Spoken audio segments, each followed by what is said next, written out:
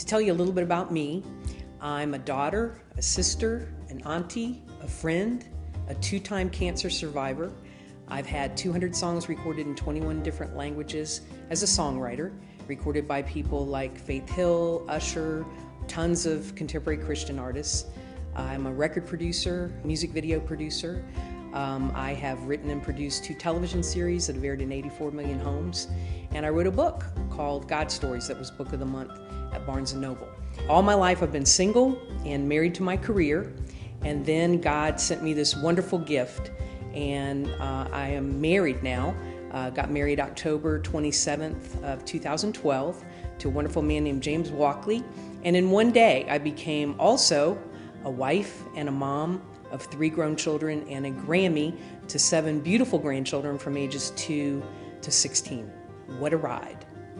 I wrote a book called God Stories. They're so amazing, only God can make them happen. And what I did was interview celebrities, and I got their personal testimonial stories of God in the everyday. I also have about 7 stories of my own in there. I could have written the whole book myself, but my publisher very gently explained to me that nobody knows who I am, and we didn't know how many copies my mom would buy, so I interviewed celebrities. And the reason I loved doing that, and the reason God has used that book so much, is because when people are reminded of God in the everyday, and they can see His fingerprints on their lives, their faith is increased and their trust is increased. And when I speak, I love to tell God stories as one of the things I do, because hopefully it incites in the people listening to do an inventory of the God stories in their own lives.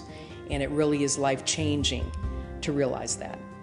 One day I was in my car and I was just having this conversation with God, and I was going, I don't get it. I don't understand. I'm doing the hand motions and everything, and I'm at a stoplight, and I look next to me and this person's staring at me.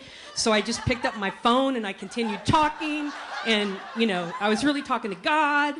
And I really had a horrible attitude during this whole time, and questioned God. And I describe how I felt was like a boxer who was beaten and bloodied and bruised, and there was no referee to call the fight because it lasted so long.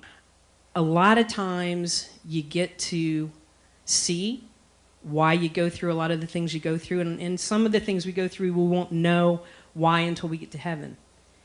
The only thing I haven't gotten to do in my career that I've always desired to do is to make movies. And while I was recovering from cancer, I wrote 3 screenplays and all the music that goes in them. And if you'd like to read synopsises of those 3 films and hear some of the music for the soundtracks, you can go to www.slingshothome.com.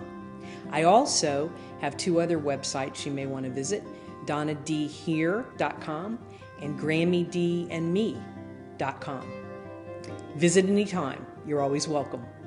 My hope and prayer in doing speaking engagements is that everyone who comes will laugh a little, cry a little, and leave feeling better than when they came in.